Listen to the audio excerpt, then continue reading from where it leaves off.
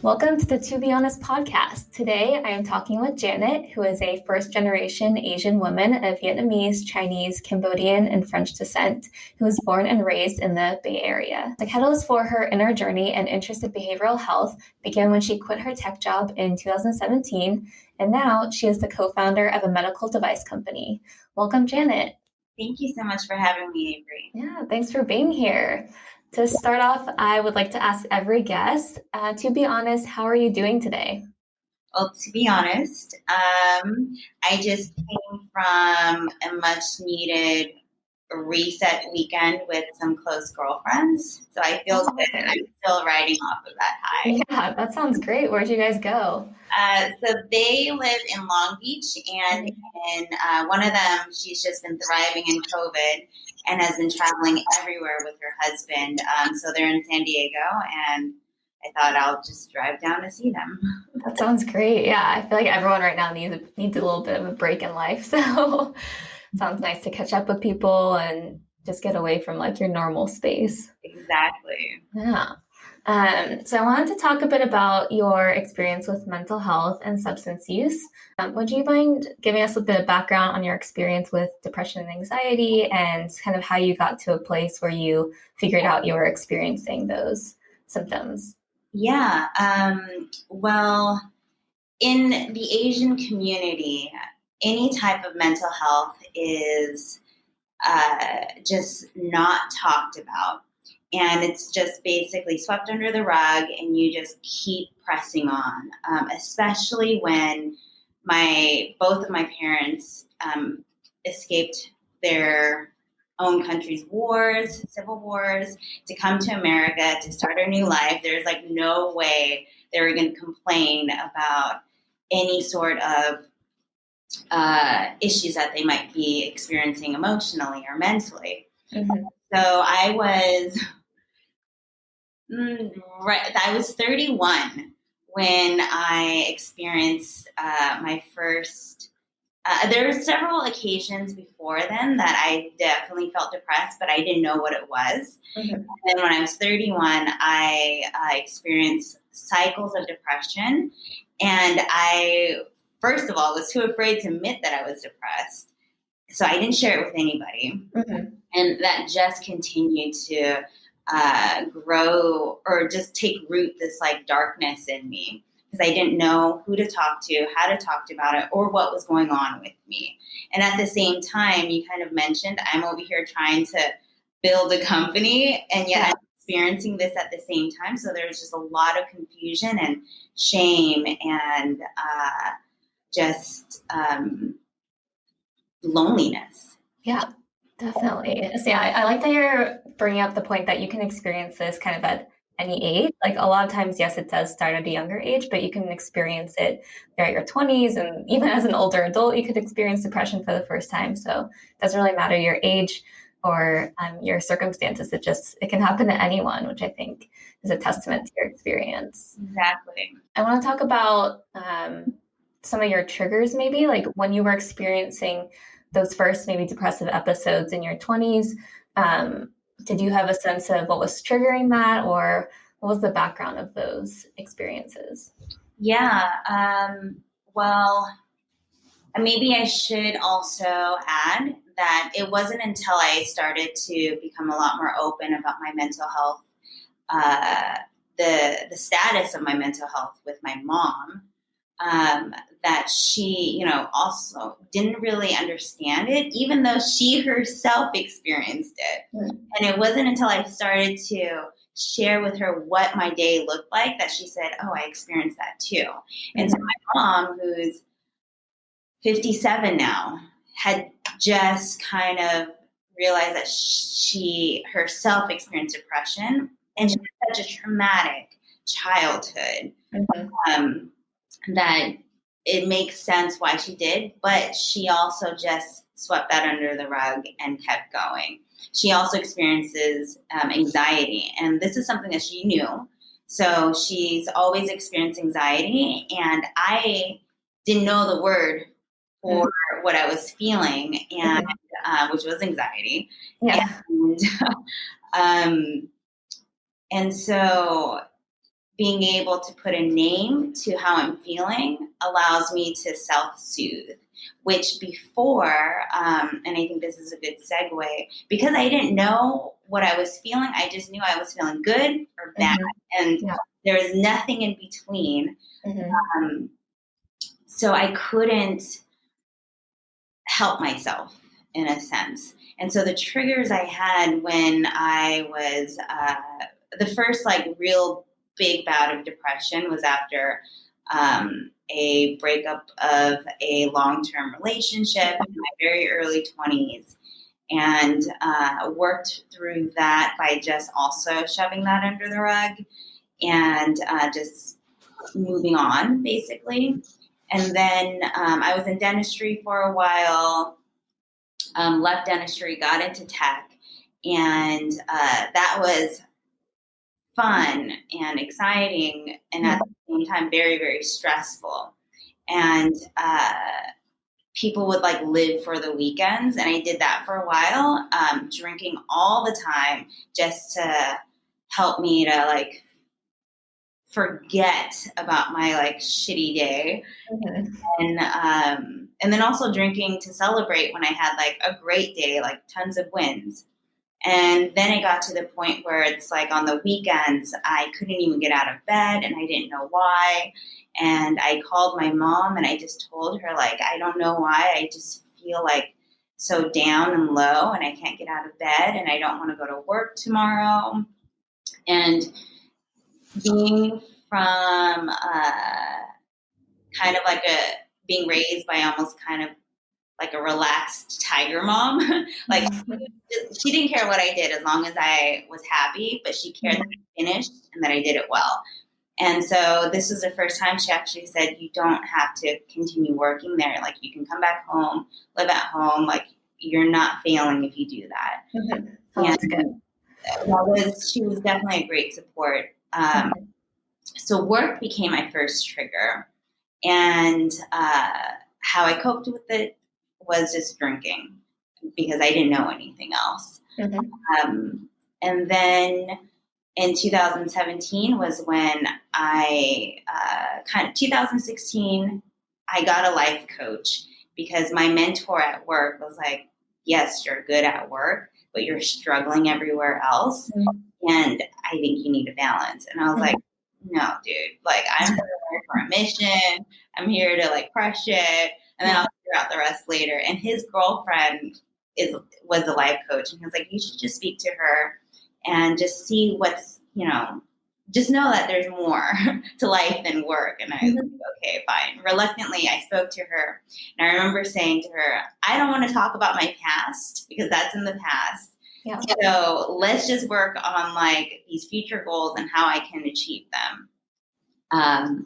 And I remember one of the questions she asked me was like, how do you relax? And what do you think is fun? And everything was centered around alcohol. And I also want to share that I didn't start drinking until I was 22. So my experiences drinking was like quite limited. I didn't do it growing up. I was like a really, really good girl. I don't know. I just never got into that. And then after my experience with the life coach, it gave me the confidence I needed to quit my tech job to focus on building a company. I had created a product in 2012 and just let it sit on a website and just orders as it came. And I felt like I had what it took to grow this, even though I didn't really know what it was that I needed. And took a little break, traveled the world. During that time, I found out somebody had knocked off my product, and I was like, who's doing this? And how does it look so similar to mine, but ever so slightly different that I can't sue them? Yeah. And it ended up being my ex-boyfriend. Oh my gosh. That was like a huge trigger. Yeah. And I remember just thinking like, let me finish out this trip and I will deal with it when I get back. I'm just going to continue to avoid this. Yeah. And drank every single day. And there was a point where after I came back from this trip where I felt like, okay, now it's time to buckle down and like start working on these goals that I have and entering a legal battle and all this stuff. And I'm 30 years old at this point. I got sick while I was over in Europe, and I was like, okay, I need like some antibiotics because of how much I was drinking every day. And on the label of the bottle, it said take one per day for 10 days. And I thought, oh, this would be a good reset for me to like stop drinking alcohol. And I didn't last 3 days. And the way that I rationalized it was I'm smaller than the average person, so I don't need to finish this bottle of antibiotics for 10 days. And there's a little voice in me that was just like, oh, you might have like a problem with alcohol. But of course I didn't listen to it. And then in January of 2018, after I tried to do dry January, but there were all these things that kept popping up, like all you can eat and drink at a place. And I'm like, how am I going to pass this up? Or like happy hours with friends. And I tried really hard. I remember like for the first time, tried really hard to stop drinking, but I couldn't. And it wasn't until January 19th, 2018 that I'm also someone who prided themselves in how much tolerance I had for alcohol. But because in January I took like many days off in between drinking, I think this is how I rationalize it, that my tolerance for alcohol just went way down. So when I drank again, I thought that I could drive home. And I couldn't. And I got into a really bad car accident, totaled my car, could have died, could have hurt someone else. And I just remember feeling this like unspeakable shame because I had put somebody else's like life in danger, my own life. My mom was traveling to, back home in Cambodia. And so she wasn't even home. And I thought like, if I had died, she would have not known and she would have been halfway across the world. And I kept that a secret because I was so ashamed. But then I told one of my girlfriends, one of my best friends, about what happened. And she sat me down and like for the first time said, Janet, I think you have a problem with alcohol. And I said, I think I do too. And this is a long-winded answer to your question of like what the triggers are. And those are just some of the triggers. Other triggers were like normal everyday triggers, such as like paying bills. Like I just needed to like pour some alcohol to like help me pay my bills. And it's not that I didn't have money. It's just the idea of adulting was too much. And little things too would trigger me, such as like doing normal house chores. I would want to just not be present while I'm doing it. And after every one of these like drinking episodes, I would definitely fall into like a deep depression. And I didn't know how to get out of it except to numb it. So that continued this loop in the cycle for years until that January when one of my best friends who'd known me forever was like, you got a problem. Yeah, that's a really good friend that you have to sit you down and be that honest with you. It's really lucky. But I want to thank you for sharing and being so open and honest about your experience, because I think even though we think sometimes our experiences are our own, sometimes they're super relatable to others. So I'm sure other people listening have either gone through something similar or the same thing. And I think it's really nice to have you as that connection point to that experience. So I know you mentioned before that you talked to your mom when you were first experiencing symptoms of depression, and that you also mentioned that being raised in an Asian American household was it was tough to talk about those kinds of things. was there a point where you're like, I'm at my breaking point, I have to talk to her? Or how was that? How did you lead into that conversation with her? Because I know it's really hard for a lot of people. Um, so I sprinkled it here and there, throughout my life where I really, really needed her support. And there's this relationship dynamic in Asian households where anybody that's older than you respect them, and you don't talk back, and you listen to everything that they say. My mom was different because she came here to the U.S. when she was 18. So she's been in America longer than she's been in Cambodia. And she also worked at a black hair salon doing nails. So she was able to understand and relate and get just a front row seat to American culture. And so because of that, my relationship with my mom was more open than typical Asian families. But could I ever have this conversation with my dad? No. There's no way. I would not. I wouldn't feel safe. So I want to acknowledge that I understand the dynamics and that it's not easy to do this. And I did slowly work my way up to being able to tell her everything that I was going through. There were times where I kept things from her, not because I wanted to, but because I wasn't ready. Because I also knew that her response to my struggle with mental health wouldn't be necessarily from a place of understanding, but a place of confusion and wondering, why do you feel this way when you have a good job, live in San Francisco, you're doing well, you're alive. I escaped bullets to get here, so you can thrive. And she said that many times.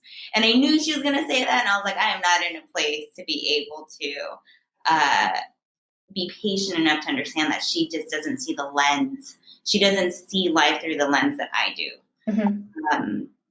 And so I think it was after I was 3 months sober that I started to tell her a little bit about what was going on and sharing with her my journey up to that point.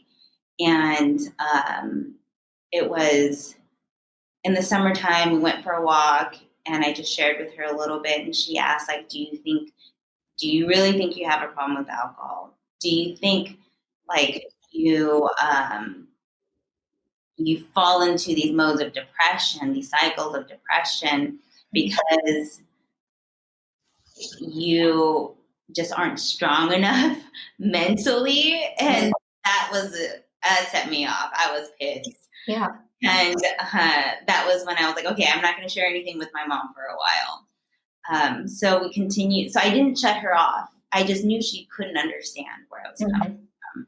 And it wasn't until, and during this time too, my cycles of depression got worse and worse. And where I couldn't get out of bed for 4 days, I would lock myself in the room and not eat, maybe have water because I knew I needed that to survive, not shower. And it got to a point where my girlfriends, whom I met through AA, put me on Find My Friends so that they could see how long I've been sitting in my apartment for and checking on me. And at that point, I hadn't even acknowledged that I was going through depression. I just was saying, I can't get out of bed and I don't know why. And I feel so low and I don't know why. And they were saying I feel the same way too. And how I deal with depression. And I'm like, I'm not depressed. And they're like, okay, that's fine. That's, you're not depressed. Yeah. Where were you? And then finally, one day I called them and I said, I think I'm depressed. And they were like, it's okay. Having that support system was really, really important when my mom couldn't be there for me. Definitely. And got into therapy and talked about how I'm dealing with everything that I'm dealing with without being able to share it with the most important woman in my life, and not be resentful at the same time because she couldn't understand what I was going through. Yeah. I think that's so common, that the parent that sometimes doesn't understand or thinks like they've provided for you, you have a great life, why aren't you happy? And the fact that they think that maybe it just takes more strength to get through something that's difficult, when it's not just a mindset, it's deeper than that. And I think that's really hard to communicate sometimes. So I think that's super relatable. I also realize now that it wasn't because she didn't really understand. One, she also didn't have the vocab, like her English is good, but it's not extensive. Yeah. I realize now that she feels responsible for me as a mom, like thinking that she provided for me, and she did. But like, I realized that she felt that she was responsible for my cycles of depression. Yeah. And I didn't know that until our relationship evolved. This new relationship that I had with my mom evolved. And I could comfortably share with her what I was going through, that she had mentioned like something about that. And I was like, oh, no wonder why she was so defensive. Right. She thought she was a reason for my depression. Yeah, that totally makes sense. Yeah. I want to talk about your experience finding a therapist, because I think a lot of times people say, oh, I went to therapy or I've been in therapy, but the process of getting to that point, I know, is kind of scary. Maybe finding a therapist, or that process may be kind of daunting. So what was that like for you? Oh, I love bringing this up because it was very difficult. It was difficult to acknowledge that I needed a therapist, and I couldn't just talk to my friends. It's very different talking to your friend and talking to a healthcare professional, a mental health professional. Yeah. And I went on Yelp and I looked. I also didn't have insurance because I quit my job. And so I was like, how am I going to afford therapy? That sounds so expensive. And then I did a little bit of research just for therapists in my area, and I saw that they had a sliding scale for people without insurance or low income, which that was where I fell into because I was bootstrapping, and any money that I had saved up was going towards this company that I kind of just like put on the back burner while I was trying to figure shit out. Yeah. And so I called a few different places, left messages on their voicemail, which was hard because I'm like, ugh, now they're going to have my voice recorded on their machine forever. And I won't be able to, like, hey, I need to talk to somebody. And I don't know what I need to talk about. But, you know, I think this is the next right step for me. And three people called me back out of the 5. And at first I took it personally, like, how come these people aren't calling me back? But it's not personal. And they ask you a bunch of like intake questions, which starts off easy until I remember they asked me a question and I just broke down because no one's ever asked me this before. And I knew I needed to answer the question honestly. And it was asking if I ever thought about committing suicide. And I remember just thinking like, I told her, I was like, I've never thought about, you know, committing suicide, but I've wanted to, like, if this ended, I would be okay. Yeah. I don't want to be doing, I can't live this way anymore. Yeah. And that was so hard to say out loud to someone that I don't even know. Yeah. 2 times? Yeah. Yeah, understandable. It's brave to be so open about your mental health, especially to strangers. So was it difficult to find the right fit for a therapist, or did you hit it off right away? You know, I was very lucky because I had just gotten sober. At this point, I was 6 months sober. I had mentioned, like, this is where I'm at right now, and there's a therapist at this place in San Francisco near my house. And the reason why I'm mentioning the vicinity and location is because when you're going through it, it needs to be convenient. Otherwise, you'll find every single excuse to not go. Definitely. Yep. And she was also sober. And so they thought like we would be a good match. And we did for the time that we were seeing each other. Yeah, that's great. Yeah, I know sometimes it takes people a few tries to find the right therapist. So it's nice to hear experiences where it does work out the first time to find someone that you match with. What has helped you heal during your recovery journey? I know you've mentioned building the company has probably really helped you in the recovery process, but is there anything else that you feel has been beneficial to you? Actually, building the company wasn't what helped me heal. Oh, really? Okay, never mind. I assume that. When I was my first year of feeling all of these feelings, especially the very, very low ones of remembering traumatic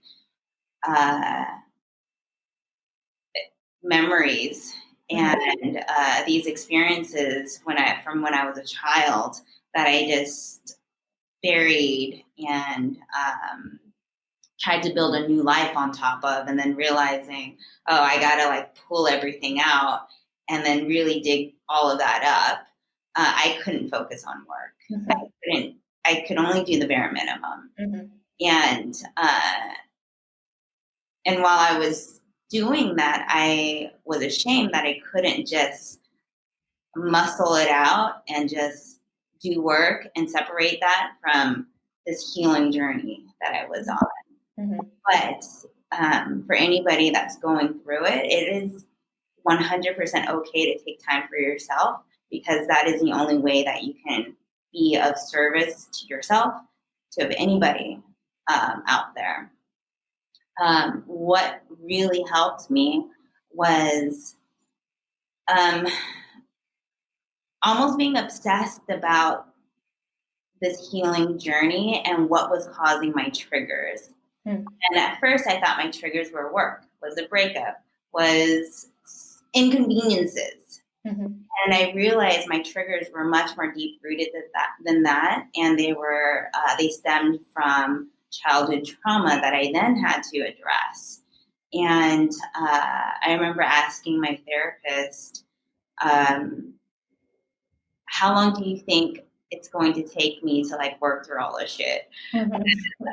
It's so hard. It felt like I was walking through mud, and it was raining, and the rain was coming up, and this was happening for such a long period of time that I was just exhausted from this work. And she said it typically takes about 5 years. And I was like, oh, hell no. I cannot have 5 years to go through this. And that was when I started reading a few books.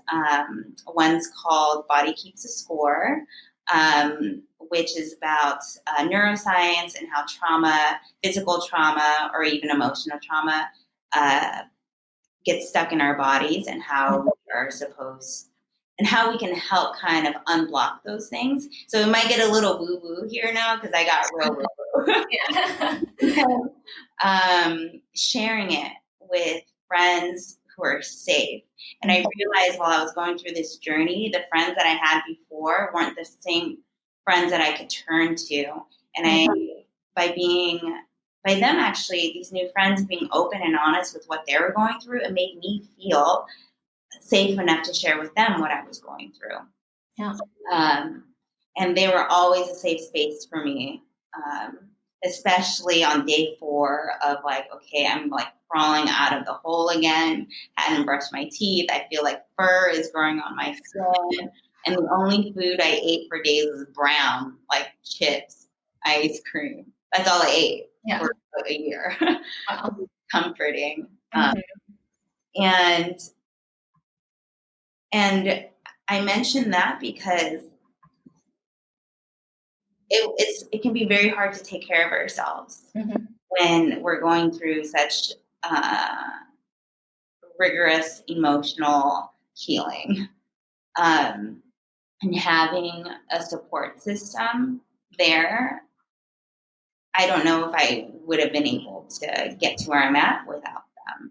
Mm-hmm. And at the same time, I also I'm definitely still sober, but I got out of this, a support group that I was a part of because I realized that at first I thought, damn, I'm depressed, I'm anxious, and I'm an alcoholic. Like, what the fuck? And that made me feel even worse. Mm-hmm. And I realized how important it is that how we identify ourselves can alter our perception of ourselves. Mm-hmm. Yeah. And I realized, okay, I'm having a major depressive episode because I'm going through some majorly depressive shit. And I use alcohol as extreme way of coping because I didn't have any other tools. And the tools, I remember when I was going through it, they were like, just use your tools. I'm like, what tools? I don't even know what that means. So I Googled tools for depression. Yeah. And going outside. I'm like, I'm definitely not going outside. It's talking to a friend. I was like, I don't want to talk to anybody right now. And that I went through that for a while before realizing okay, sometimes even just putting my hand on a tool helps me to build the courage to next time pick it up. And relabeling myself really helped with my healing journey. And I know everybody has her shit, but it's not being ashamed of it is what's going to help us heal and get through it, and sharing it with others so that they don't feel alone either in their journey. We're all going through this journey in parallel, just knowing that we can look over and be like, hey, you good over there? And they're like, no. I was like, no, me either. It really helps. I like what you said about having a support system, because I think that is so important, especially even if it's just one person that you can rely on and can turn to at any moment. And like you said, have that safe space, I think makes an incredible amount of difference. Yeah. So what is something that you do right now to maintain your mental health and sobriety? That's a very good question because it's evolved over my journey. Sometimes the tools that we use to start off with aren't the tools that work for us anymore. So different phases had different tools. And, in the very beginning, it was Netflix and binge and eating popcorn and ice cream and chips. And that was a tool that I used for a year. And then talking to friends, and then going for walks. And then I got into meditation, starting off with meditating for 1 minute a day, 3 minutes, and now I meditate up to 20 minutes a day. And the reason why I bring up meditation, and especially because now mindfulness is such a big thing, it was because at the time I didn't know how to slow down the thoughts in my head, especially with anxiety. Things are just running at full speed all the time. And this was the only thing that gave me a reprieve. And so I kept up with it because it made me feel better. Checking in with myself and how I really felt, and using a wheel of emotions so I can understand I don't just feel bad or good, but I feel today a little bit of anxiousness because of this thing. And then, or actually I needed a wheel to figure out that I was happy about something, because I didn't know what happiness felt like or joy felt like. And it was such a strange feeling that I freaked out. And so having this wheel to help me identify what I'm feeling really helped. So that was a great tool. So then I knew what action to take next. Today it is trying to move my body. I don't like calling it exercise because that sounds too, or like working out because that sounds like a job or like, like something I would enjoy. But I try to move my body as much as possible to move this energy that I have in me, which sometimes can be very low energy, and just cycling it out of my body. I have a new life coach who integrates something called Reiki, which is this traditional Japanese method of unblocking our chakras. And that helps me just to feel like I have someone who's just as woo-woo work through things in kind of a more holistic manner instead of just identifying one thing and working at that, but seeing how it integrates and relates to everything that's going on in my life today. A tool that doesn't work for me anymore is a Netflix and binge. Recently during COVID, I did it, and I was actually kind of excited to like do it because I was like, oh, I haven't done this in a while. And instead, it actually felt uncomfortable to sit in my bed all day and watch TV. And I thought, oh, okay, so this tool doesn't work for me anymore. Yeah. I got to find something new. That's interesting. I think sometimes we think of recovery as like not stagnant, but it's like a constant, like, your tools, your triggers, but it is actually constantly evolving and you kind of have to adjust as you go. So I think that's kind of an important note. Oh, I'd like to add one thing too. Yeah. Recognizing that there's this term that I learned, and I might be butchering it. It's called intra-dependent relationships, where it's not a codependent relationship where it becomes unhealthy, but it's a relationship where it's equal giving and equal support and sharing of each other's burdens in a healthy way. And I was able to build that with my friendships and a relationship that I no longer have, but it was one of the most healthy relationships that I had, where it was a healthy dependency on a significant other. And also co-regulation, which I didn't know what this term was, but for people who have experienced intense trauma at a young age. And I think for me, the reason why I went to alcohol was because it would kind of soothe, the feelings that I had quickly, because that's what I needed, was just something fast.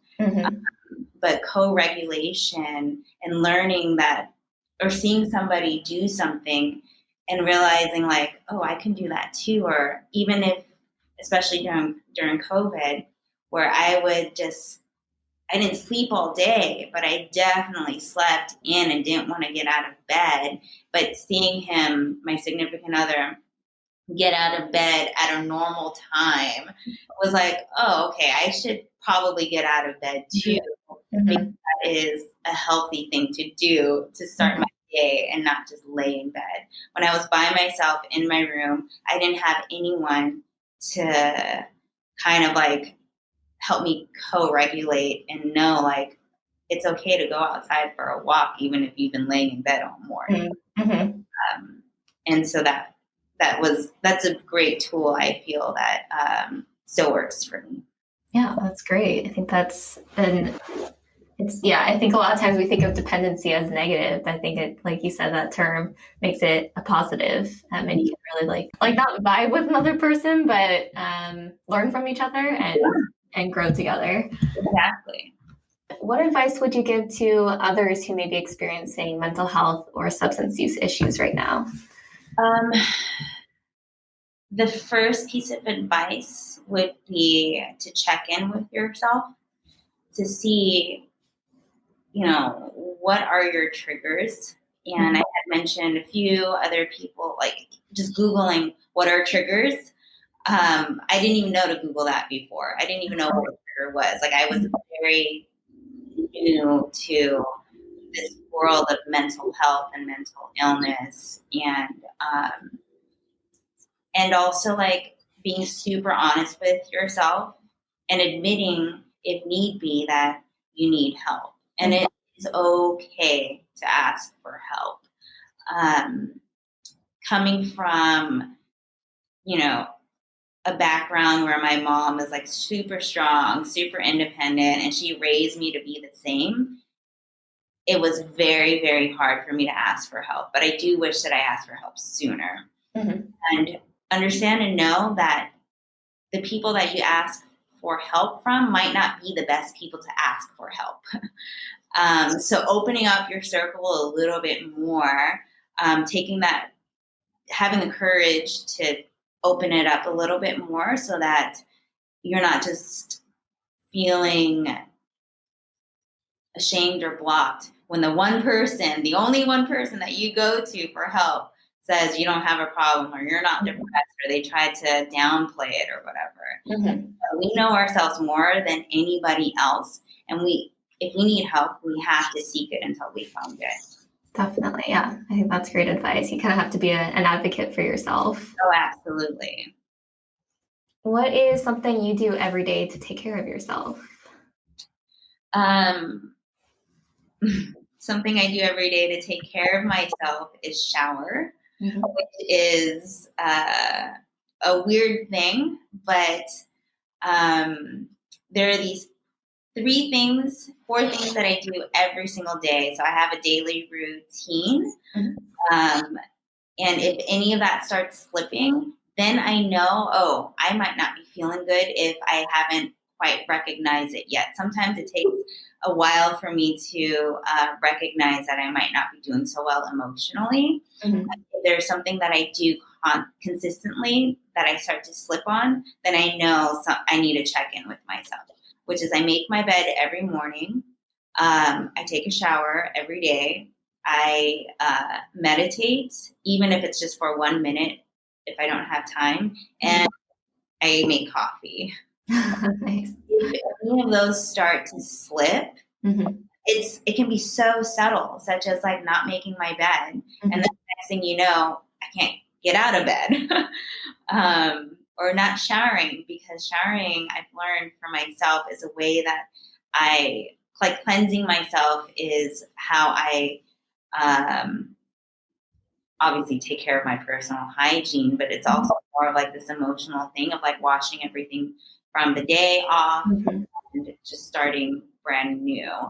And coffee, even when I'm going through like low moments, I won't drink coffee, and that's like unheard of. So, yeah, it's just those things help me set me up for the day, and then there's other things that I'll do knowing that I need sun. The lack of vitamin D is real. And I do take certain vitamins like ashwagandha to help me with improving my mood, and reishi mushroom extract to also help me improve my mood. So I've been trying to get more in touch with my body and work through or strengthen my mental health and my emotional health in a holistic way. And it's also eating healthy, which everybody says that. But when you're just eating chips and ice cream, like that's not going to help you get out of the hole. But there's eating chips and ice cream to dig yourself out of the hole that you're in. What is something positive you found from having a mental illness and substance use issue? The positive that I found is that there are support groups out there of people who are in the same boat as you, who are sharing their shit. And so at first it's like jarring to hear their experiences and for them to just say it out loud. And I'm just like, one, I can't believe you went through that, and that, it sucks. But two, like, wow, the courage that you had to share that. at first I was just surprised that people spoke about this so openly, especially sometimes we get stuck in our bubbles where nobody talks about how they're really feeling at all. And so learning that there are support groups out there, and also knowing that there is a light at the end of the tunnel. You just got to keep going, because for a while, there was no light. It was all dark. And I just wondered if I was ever going to come out of this. I wondered if anybody would ever love me, because this is so shameful. It felt so shameful. Right. And wondering if I would be that happy-go-lucky person that I thought I was. I realized that was just a facade, and now I actually do feel happy and whole and mentally strong and emotionally strong. And knowing also when I'm struggling a little bit, and at that point asking for help right away, or myself, how can I help myself out of this? You had asked actually earlier if I lived and worked in San Francisco, and I said yes. But recently, because of everything that's going on in the world, I decided to leave my apartment in San Francisco and to move into my mom's duplex to be closer to her, because I know that if there's another lockdown or situation where we have to just quarantine, I would not do well by myself where I'm at. And so it was a difficult choice, and I felt like I was moving backwards a bit, because I'm feeling better, I'm doing great, all is, relatively fine, but emotionally and mentally, I know that I will struggle really hard by myself in my apartment, feeling very lonely. And so I moved back just a few days ago, actually. This is day 3 in my new place. And hearing my mom wake up in the morning, hearing my brother move around, it's good. And it's that co-regulation of just life is continuing to happen. Yeah, definitely. So that I made that move for my mental health.